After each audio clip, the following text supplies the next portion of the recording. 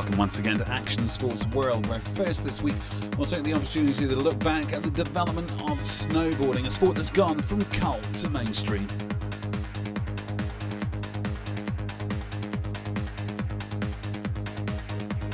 After which we'll head down to Tenerife in Spain for a behind-the-scenes look at the British team at the 18th World Waterski Racing Championships.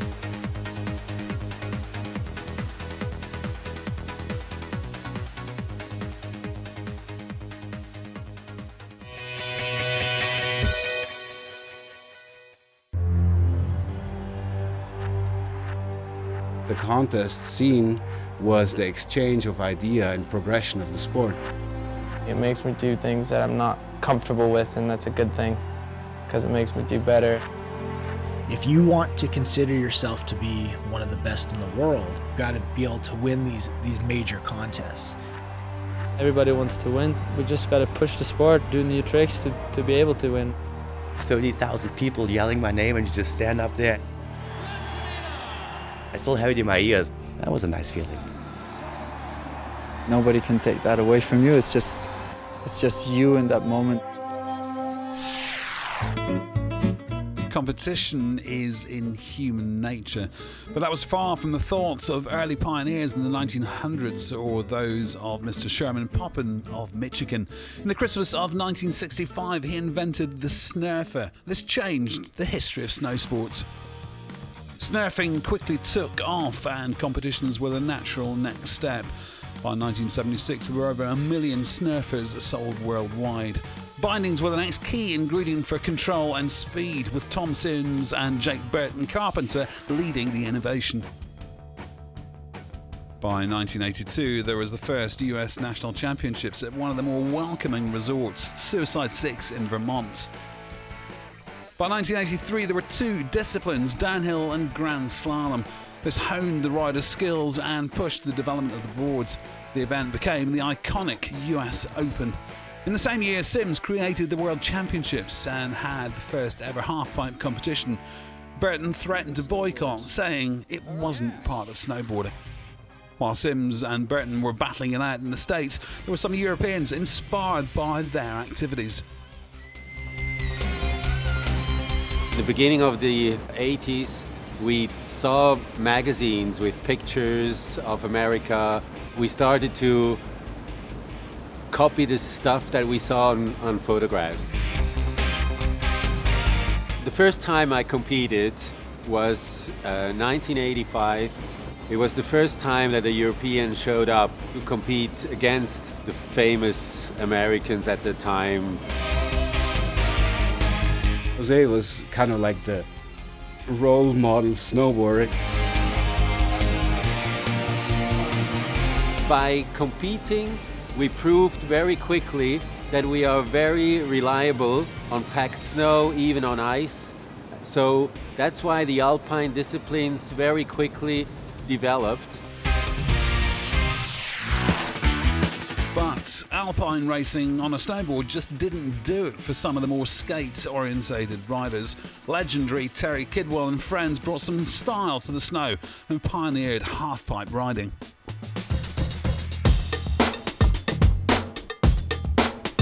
We found this ditch in the summertime, and we went there in the winter after we got a little snow, and we built a couple kickers off the end, and it was one of the first quarter pipes in snowboarding.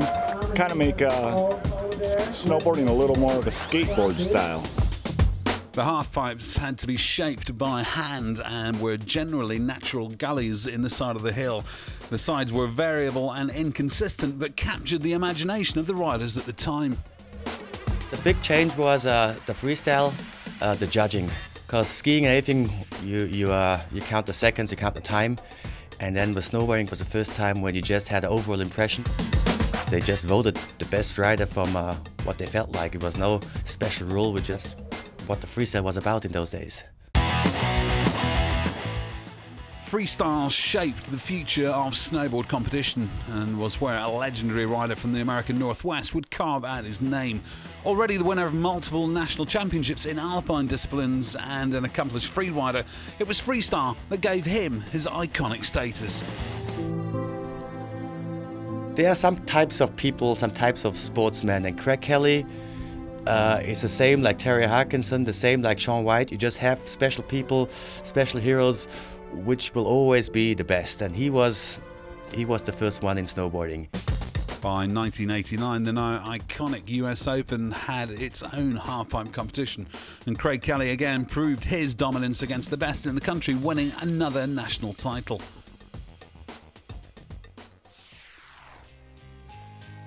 At the start of the 90s, the rivalry between snowboarding's first real stars, Sean Palmer and Craig Kelly, was at its peak. These two were dominating almost every competition. But at the 1990 Burton US Open, a 17-year-old Norwegian appeared on the scene. His name was Terje Harkinson. With his aggressive style, innovative tricks and high amplitude in the halfpipe, the cocky kid from Norway immediately left his mark on snowboarding. What's your goal? Get a car. You got a car? What's your goal? All right. Where do you think the sport is going to go? It's going to go far. It's going to go far? 2 years later, Terje won his first US Open title and a new star was born. You know, it was just dream. Was like I was beating the guys I looked up to, and riding with Palmer and Brushy, and especially in the pipe. From what I remember, it was good times. It was good times for Terje indeed, and he won 3 US Open halfpipe titles between 1992 and 95. The Harkin had landed, and the snowboarding world watched in awe. People got a little bit more serious about the competition side, where people started focusing on only one side of the event, and the culture style started to really draw different people. Like people who were in Alpine were more the jock who worked out at the gym, and freestyle was just like skateboarding was. It was pretty loose. It was a lifestyle that was very individual influence and pretty colorful, you could say. At the end of '93, a Welsh snowboard photographer had an idea that changed the history of contest snowboarding forever. You know, there were a lot of alpine events, there were a few half-pipe events, and you know, it was all a lot more relaxed and everyone was a little crazy. So we just came up with the idea of a straight jump, which is like the main jump that you do on the power shooting, so that was the logical next step.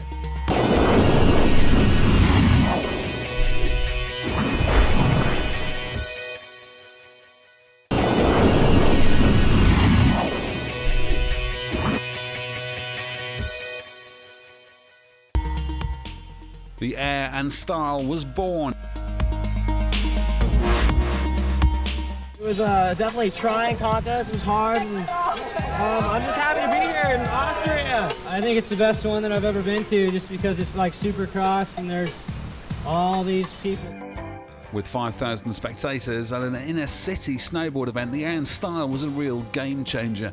The inaugural event was won by a young Swiss rider, Reto Lam. For me, it was amazing to actually experience winning the first air and style, because it was within the history of snowboarding. It was one of the most important moments, and to be there on the pinnacle at that exact time really changed my life. It was a performance for snowboarding. Before, it was always about the resorts. Everybody had to go to the resorts to watch snowboarding, and Air and Style really shifted that. Where I remember seeing the stadium and being like, wow, that's the contest right there. That's like a rock concert. At the second Air and Style, the crowds doubled, and the contest was won by Swedish rider Ingemar Backman with a 720.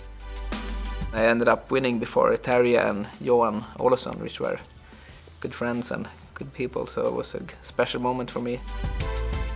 A year later, the Air and Style went into overdrive, and more than 20,000 spectators made their way to the Bergensal Stadium.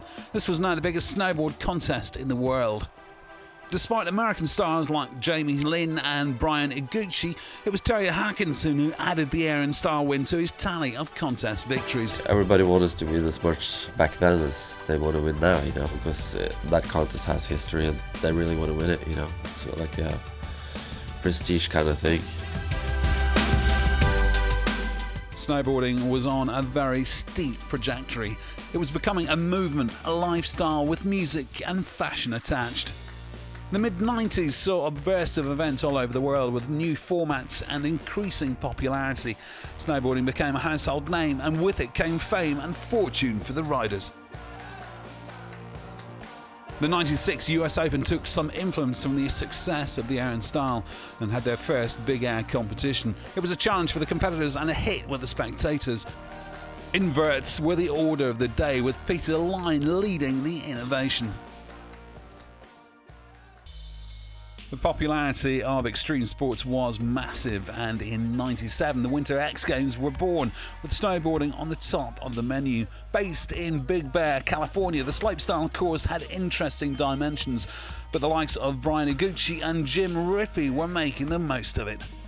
However, it was the young Norwegian Daniel Frank that took the medal haul, winning both the slopestyle and the halfpipe. The following year, snowboarding was accepted into the most prestigious sporting events in the world, but it wasn't without controversy. Terry Hackinson, the world's #1 rider at the time, boycotted on political grounds. There's a lot of reasons why I didn't feel like we should do the Olympics. People who didn't really come from that industry, haven't done anything for it, used to hate us, and now they're gonna just, steal kind of a sport. For me, it was just like, yeah, I didn't understand it. I think my dad is the only guy who really wanted me to go, I think. I knew the whole problem about FIS and ISF, but I didn't care. All I wanted to do is ride contests, and for me it was a big chance to go to the Olympics. Like, everyone told me, hey, just to be an Olympian it's one of a lifetime thing. I didn't realize what was happening. For me, it was just, okay, I just won my first big contest. How big it was, I did not know at that time. Time after had to show how big it was. Looks good, eh? Back in Europe, the Air and Star was going from strength to strength with 25,000 in attendance. There was one young Austrian who was dominating the event. The first time I won the Air and Style was in '99. I did a Cap 9 back then. Crowd was already huge. It was a 50-50 chance landing it, and well, I guess I just got lucky. It was a big surprise winning it again in 2000, and even a bigger surprise winning it a third time in 2001.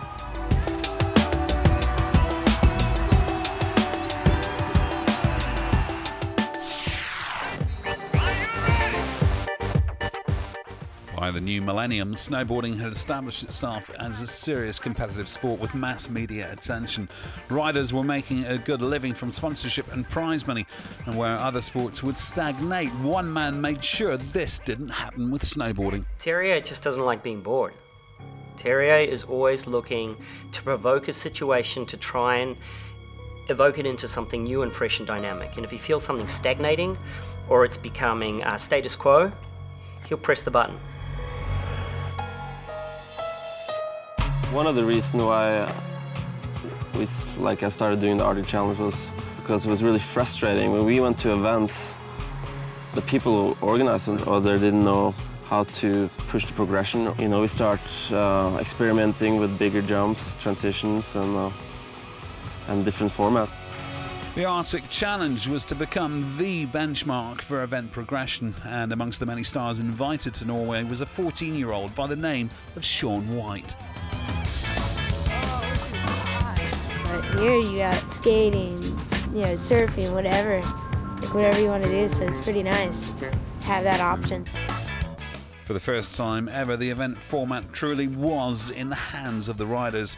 The playground of Lofoten didn't fail to provide. Terrier won the halfpipe and the highest air, with Roman Dimarchi winning the overall quarterpipe.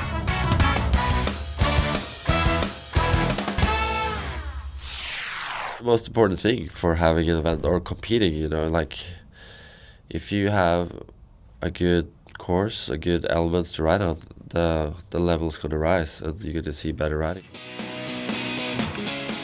Well, some of that better riding was to be provided by Terje Haakonsen himself, but his record for the quarterpipe highest air set the previous year was to be blown out of the water. The crowd watched in anticipation as the young E04 hit the quarterpipe, but he was a man on a mission and sent it into space. By the time he came down, the judges calculated he'd broken the world record, flying an incredible 9.35 metres out of the pipe. This record would stand for 5 years. The halfpipe also had a shake-up, with Danny Cass and Terje being tipped to the top by the young Shaun White, who was quickly growing in stature and ability. The Arctic Challenge was a huge success, but it was one of many events and there was no coherent series for the riders.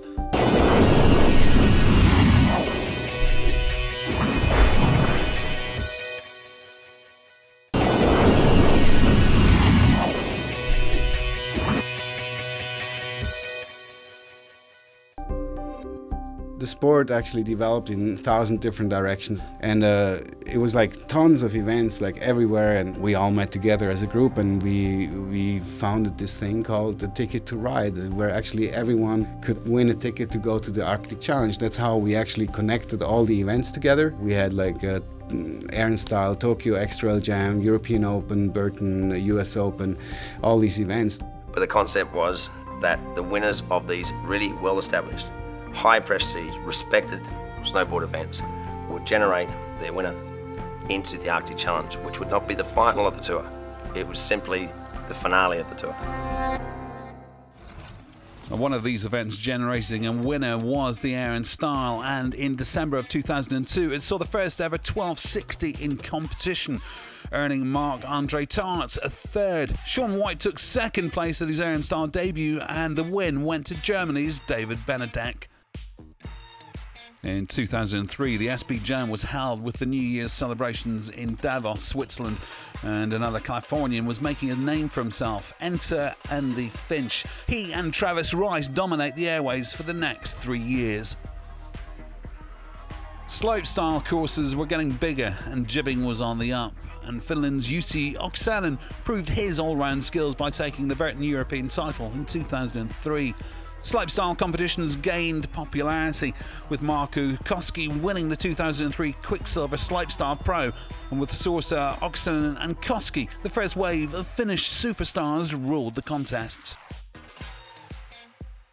Massive crowds turned up at Stratton Mountain to see the still young Shaun White win the US Open Slopestyle, and Travis Rice proved his all-round skills to win the first US Open Rail Jam.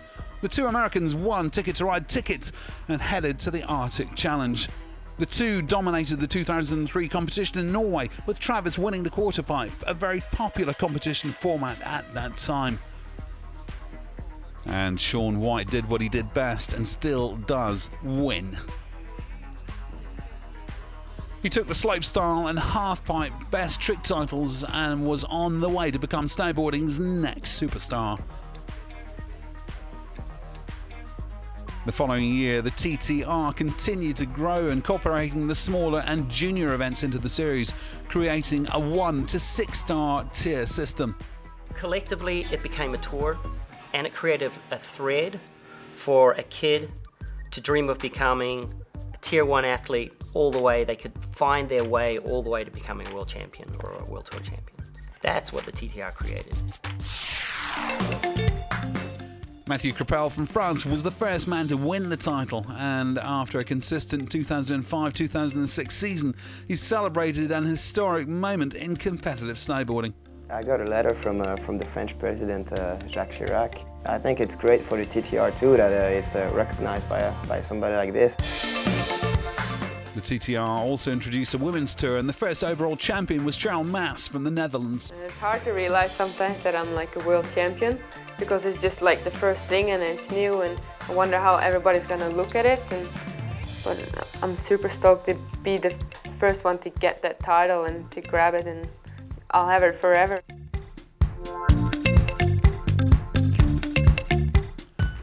But 2006 was the year of Shaun White, who went on a winning rampage and cemented his status as snowboarding's first true global superstar. Riders like White pushed the trick progression, but it was Germany's David Benedek at the 2006 Ehrenstall Munich who first landed the trick that would shape the future of contest snowboarding, the double cork.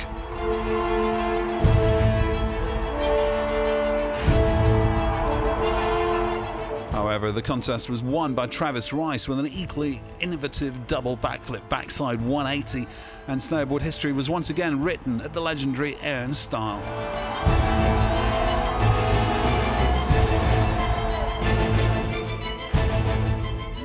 Down the level of riding, it's never been like this in a contest ever. Just straight up, ever. A few months later, at the 2007 Arctic Challenge, Terje Håkansson stepped back into the limelight on home soil and broke the highest air world record with a 9.8 metre backside 360.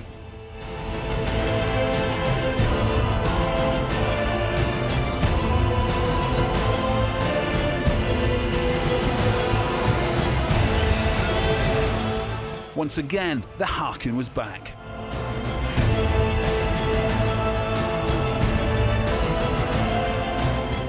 I think that says it all for this contest. You know, Terje coming and being able to do that just puts it to a whole new level, and so I'm just so happy that I was a part of it.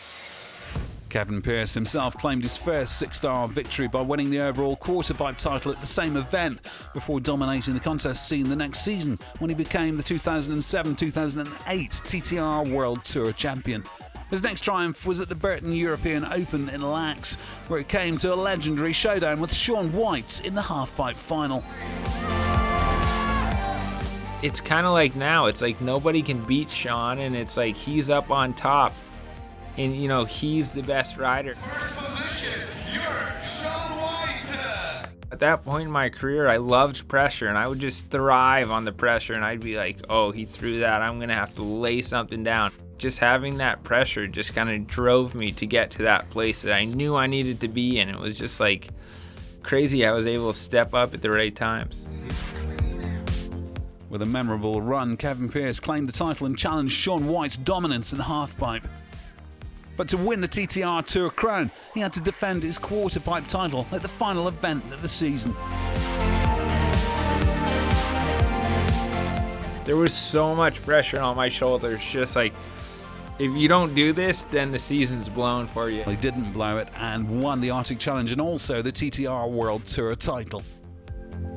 Be able to, you know, have that accomplishment and, you know, make it that far in snowboarding, it was just a total dream come true. My name is Peet Piiroinen. I'm 16 years old and I come from Finland. Well, having come through the junior ranks at the Open events, Finnish rider P2 Peronen started to dominate the pro contest scene. The 2008-2009 season saw him win one six-star event and take 4 second places, giving him his first overall TTR title. When I met him and he didn't say a word and you were like, hello, you know, knock, knock, knock. And when he rode, it was so smooth, it was so perfect, it was so technically correct that you sometimes didn't realize what he had just done. One word for P2, this kid is talented. He can do the quarter pipe, he can do the big air, he can do the half pipe, he can do the slopestyle, and there's so few people in the world that are at that level. P2 even stepped it up in the 2009-2010 season, taking 3 six-star victories and 3 more six-star podium places. The overall TTR victory was his again. The reign of the Iceman was far from over, and after winning his 3rd consecutive overall title in the 2010-11 season, he went on to bag his 4th World Snowboard Tour title at the Arctic Challenge in 2013. The double course started happening and you were like, oh my gosh, this is as big as it gets. And now it's like the triple course going on and it's like, oh my gosh, I can't imagine anything else. So it's like, how far can it continue to go? It's a strange thing that happened, the invention of these tricks, because it dramatically changed the way the sport. With triple corks now being landed in big air and slopestyle contests, the technical level of snowboarding has reached new heights, and young riders like Mark McMorris and 2012 World Snowboard Tour champion Stale Sandberg are constantly pushing the levels. In the last decade, the contest scene has grown into a worldwide movement, with superstars like Shaun White bringing events to places as far afield as China. The World Snowboard Tour is today considered the leading event series in the sport, and in 2012 celebrated its first World Championships in Oslo, Norway. What started with racing straight lines down a hill is now a constantly developing mainstream sport. And as long as the mountains are covered in snow, then competitive snowboarding is here to stay.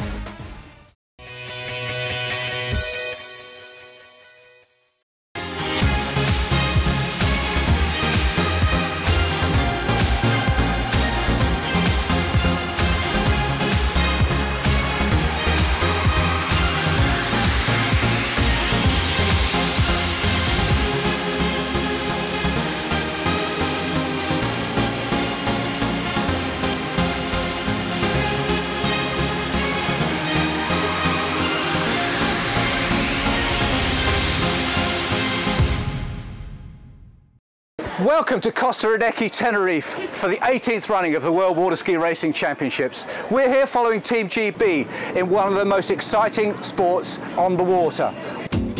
This biannual event brings together the best water skiers from across the globe to compete for the coveted world titles.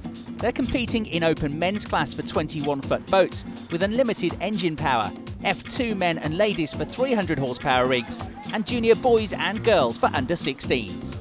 This is a team event with driver, observer and skier all playing their part. Far from being just a boat race, skiing on the Atlantic Ocean for an hour at speeds of up to 100 miles an hour needs skill, stamina and determination from some of the world's top athletes. Only 3 teams from each of the competing countries is allowed to enter, so this event is the pinnacle of a 2-year plan for the sport. We are so excited. We got all these people coming from all over the world to meet us here. For most people, it's the first time here in Tenerife, and we're very, very honored that we managed to organize a World Championship in Tenerife. And a lot of people are very excited about all this, especially us as the organization, because it's been hard work and lots of hours organizing all this. So fingers crossed that this all goes well. The organisation here is second to none. I came out in April with Mike Waterman, and they've certainly pulled the plug out, and they've given us a brilliant venue and championships. As team captain here, is my job to actually control the team and make sure that their positions are correct, their grid positions, and generally just manage them, just manage the team overall. With 4 days of racing for each category, there was plenty of opportunity to get some early points on the board.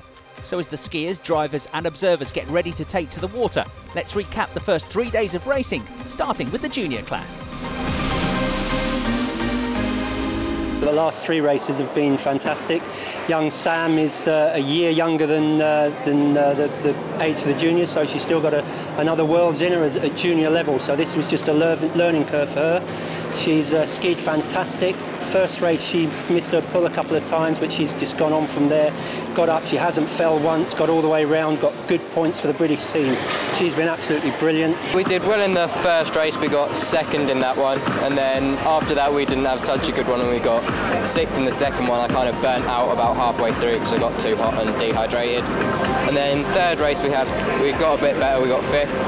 And yeah, again burnt out near the end, which I think is a bit of fitness and lack of water. Tom Smith, skiing in boat 210, came a credible 5th in race 1. However, he failed to start race 2, while in race 3 he had a real battle with his countryman, Ben Manchet, and finished just behind him in 6th.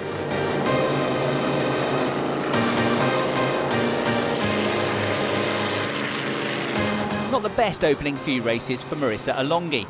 The young Scot finished race 1 in 5th place. However, in race 2 she fell at the first corner, and there was more disappointment for her in race 3. I was coming along, I was only half a lap to the finish line, and I just hit really rough water, and I overextended my knee, and now I'm going to be out for probably half a year. I'm not going to get much training done now. I'm going to wait until I get home and see how I get on then. I've been towing Claire, and over the week the first 2 races were really good. She was really going well. As the weeks progressed, she sort of slowly got tired, and today, to be honest, she was really struggling towards the end, but we were determined to finish there to get points for the British team. I drive for Gillian, first 2 races, maybe we were a bit off the pace, but today's race was absolutely awesome. Gillian was right up there mixing it with all the Australians and the Americans, and we had a really great race. She's been absolutely fantastic. Georgina Robinson was being pulled by the very distinctive British boat number 5, True Colours Racing. Georgina took to the water in the F2 class and would be disappointed with her finishes, but she managed to stay on her skis and earn valuable team points. The first race we were out, we were in 4th position and we lost our skier, and unfortunately he couldn't finish the race. He'd done some damage to his neck, so we were out with there. So since then we've towed the reserve skier, Jack Lynch, and he's a Formula 2 skier, so we're trying to get him used to the boat. But yeah, we're not having a bad run with him now, to be fair. I was only reserve, sort of thrown in at the last minute. Maybe wasn't as fit as I should be, so yeah, I haven't skied with a big boat as well. I only ski Formula 2 at home. Skiing Formula 1 here is completely different. Seem to be getting yanked over the front the whole time, but yeah, it's slowly getting better. I think I finished 6th or 7th in the first race and then 6th again on Wednesday, so yeah, I'm slowly improving, get the hang of the pull and the ski and the new team as well. One of the British hopefuls coming into these Worlds was Darren Kirkland, and he got off to a great start with the 2nd place in race 1. He managed a 5th in race 2 and a 4th in race 3, so plenty of points on the board for him, and he looks good for a podium. They've gone really well actually. I mean, we've starting to get used to the heat. The boat, as far as racing goes, we've had some perfect races, no problems at all. You know, probably do a little bit more fitness, but apart from that, everything's going great.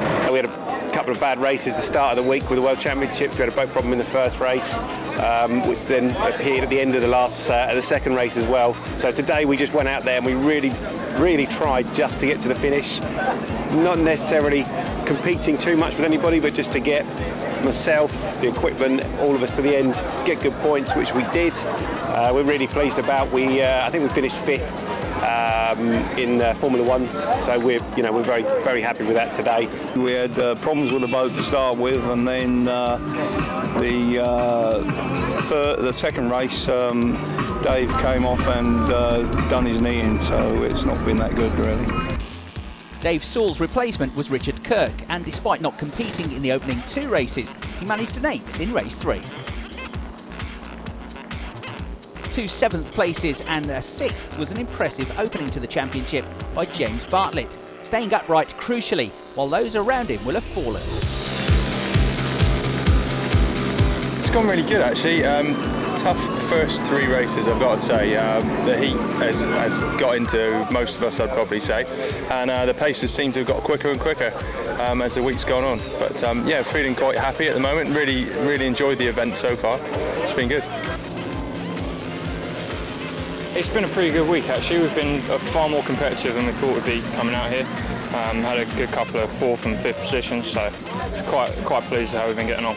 We've had a goal of trying to nibble away at the top guys, and if we could ever get in the frame, it would be unbelievable. We've got 3 results on the table, so we're now just trying to better that or see what we can do.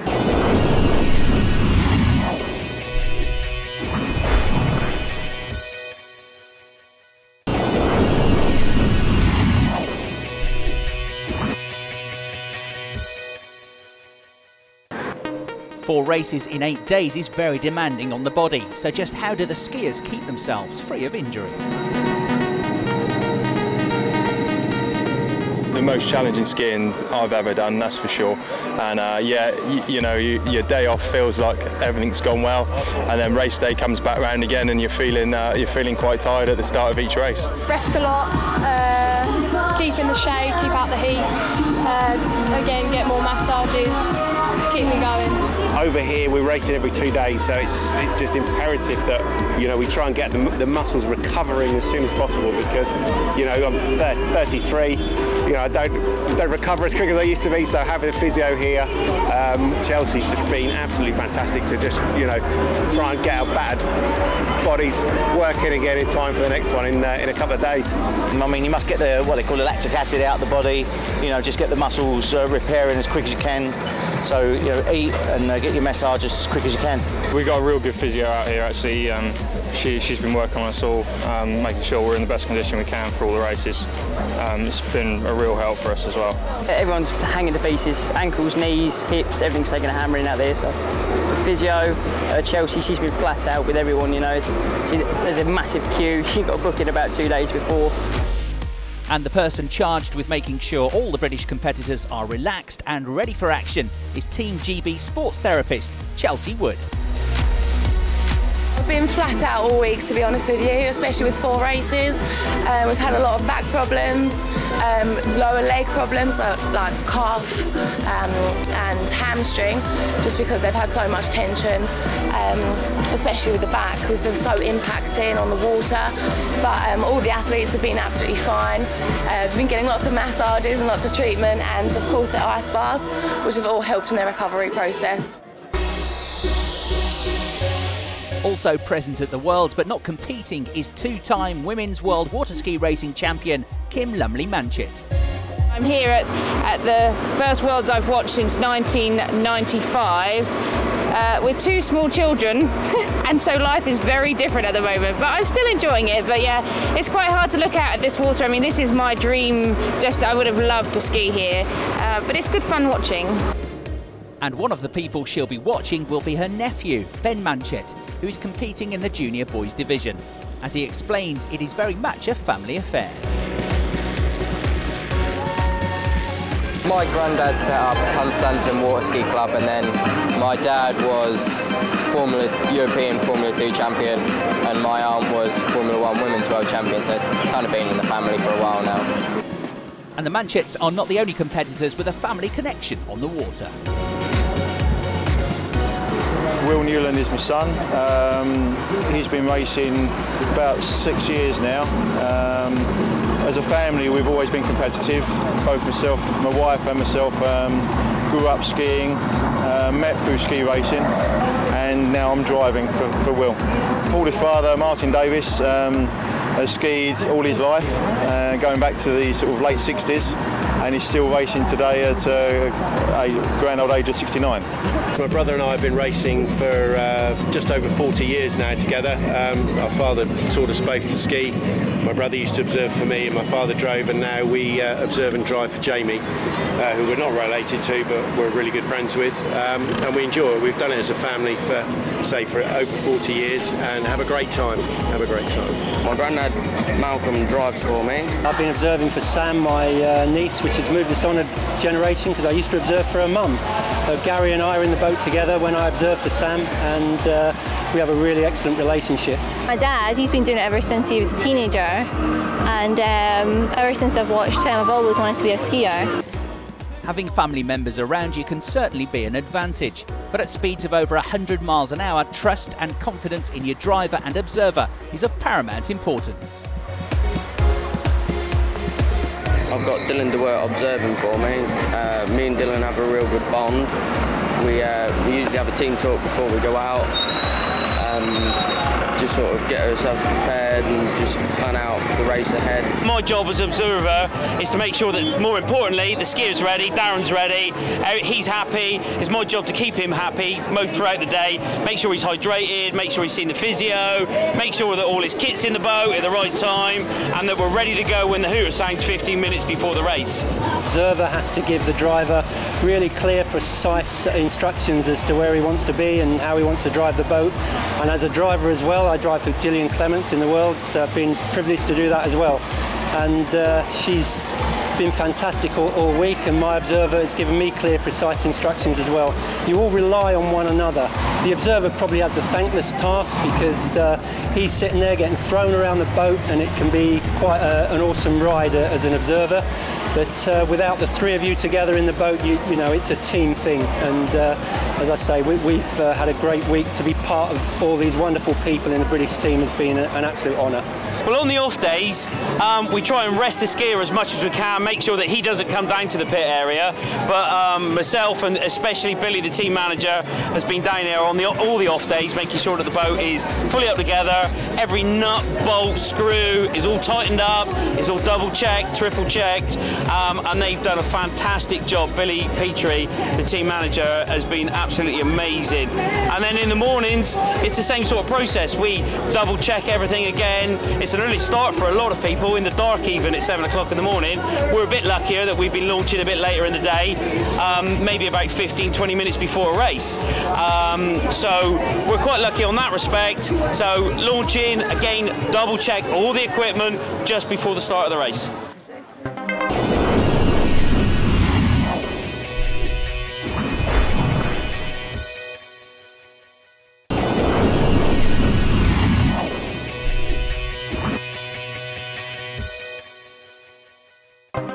One thing very noticeable at these Worlds is the phenomenal support for the British team. It's always good to have as many supporters as possible, really. And yeah, the UK being relatively close to home for us, we've had really good support from everyone back home. It's been brilliant. There are Union Jack flags everywhere. It looks as though half the UK's come out here. Great support, and not only on race days but during the non-race days as well. It's like in any sport, if you've got a good fan base behind you, and they're all the ski racing fans from home come over, and you know, it really does help when they're on the side cheering for you, most definitely. We're so lucky. The British team, out of all of the teams here, is by far the best. The camaraderie, just the support you get from everybody, the people you're competing with in the same class, anything you need is, you know, nothing's any trouble, and just all the families and the spectators that have come over to Tenerife, it's just been brilliant. You know, everybody mucks in and makes sure that you're as fit as you can be for the start of the race. That's the one thing the British team does have that the other nations don't necessarily seem to get. It's a great camaraderie, and everyone helps everyone out. There's a real togetherness of us. It's great for Mo, and it's great as a competitor to sort of feel loved and have everyone out here cheering your name. It's a real good feeling. There's been sort of 150, 160 British supporters and team members out here. The team morale and support has just been outstanding. Yeah, just been a fantastic week. We're just one big ski racing family, and it all works that way. You know, we've been absolutely privileged to be here. The support from GB has been amazing. With the families out here, being in Tenerife as part of the holiday, it's just been amazing. Looking forward to a few days holiday and rest now afterwards. So how do the skiers and drivers compare the Atlantic Ocean conditions to that of what they used to back home in the UK? Very similar, really. I think the heat plays a big part. You know, the conditions vary lap to lap. It's very inconsistent. You've got to you've got to concentrate all the time, and you just think you're going to have a good run, and then you'll find a bad leg. But you know, we've kept our skier up all the time, which is, you know, counts for quite a bit, really. And you just got to keep working at it. You know, you're always going to struggle to say beat the Aussies and the Americans. So you know, if you can just hang on in there and you know, and just do the best you can. It's good. You get different versatile water as you go around, so it's a bit different. Keeps you going, keeps you motivated. That's good. Out here, because it's obviously sort of more open ocean, it's a lot bigger swells rather than sort of close, real hard rough at home. But it's been pretty quick racing compared to what we thought. We thought with the bigger water it'd slow us down a bit, but it's not really been the case. Very similar actually to skiing on the south coast, which is where we're from. Quite choppy conditions with some swell. The conditions have changed every day actually, and but the last one being the flattest, but still very choppy and quick.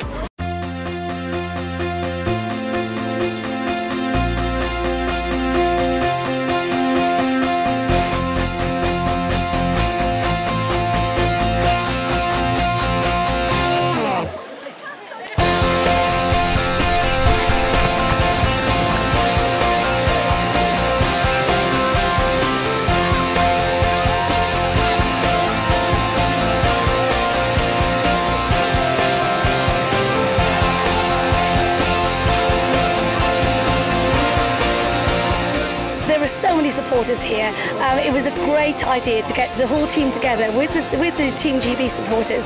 We took a boat out, one of the largest catamarans in Europe actually. There was 156 of us on there, all Team GB. It was a fantastic day. It made all our team relax, and again the supporters were able to chat to them, ask them how they're getting on. So it was more of a bonding and a thank you to all the supporters that have made the trip out here. So here we are in the baking heat of Tenerife for a very exciting day's racing. The talking's finished and we've got tremendous performances from these teams. It's not just of course about the skier, it's the equipment as well, but it's going to be a truly fantastic day's racing. So the team captain has given her instructions, and it was the women who were first on the water to build up the points tally and push towards a podium place. Claire Taylor in the open class was hoping to improve on 2 sixth place finishes and a 5th from the opening 3 races, but could only manage another 5th. Overall first went to the Aussie, Trudy Stout, in the number 24 boat, who claimed her 4th win in 4 races.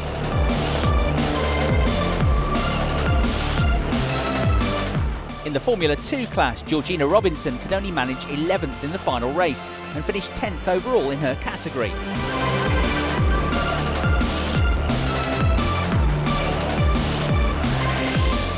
Meanwhile, a 9th place for Gillian Clements in boat number 35 meant she finished a respectable 8th overall.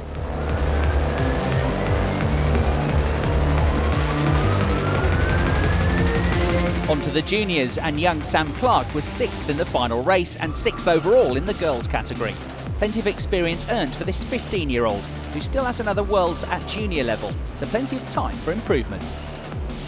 The 2 boys in the juniors category enjoyed another tussle, with Tom Smith being pulled by the 210 boat, hoping to overcome his narrow defeat to Ben Manchet in race 3. Ben has skied consistently well this week, and thanks to a 5th place in the final race, managed to get 5th in the overall rankings. While Tom Smith has improved as the week has gone on and clinched a very respectable 4th in race 4, but as he failed to compete in race 2, he could only manage 6th overall.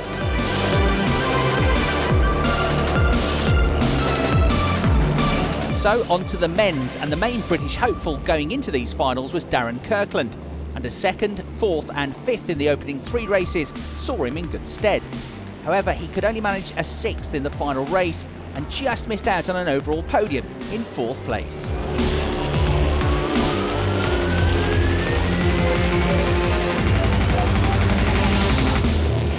It was fellow Brit James Cramphorn who finished just ahead of Kirkland in 5th. A great Worlds for James considering his early misfortune in the competition.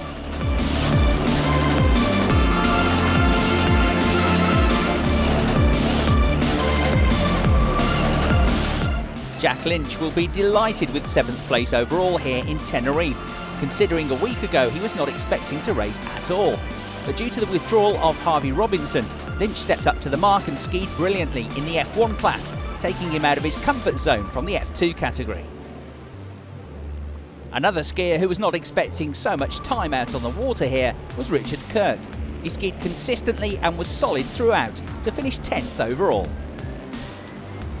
James Bartlett, being pulled by the number 81 Pushing On boat, admitted he'd struggled with the heat during the opening 3 races, could only manage an 8th in race 4, meaning he'd have to be content with 6th place overall.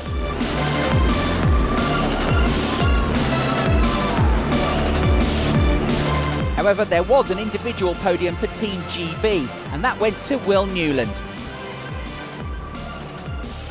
Driven by his father Nigel and never out of the top 5 all week, he managed to pull something out of the bag to clinch 3rd place in race 4, much to the delight of the British supporters.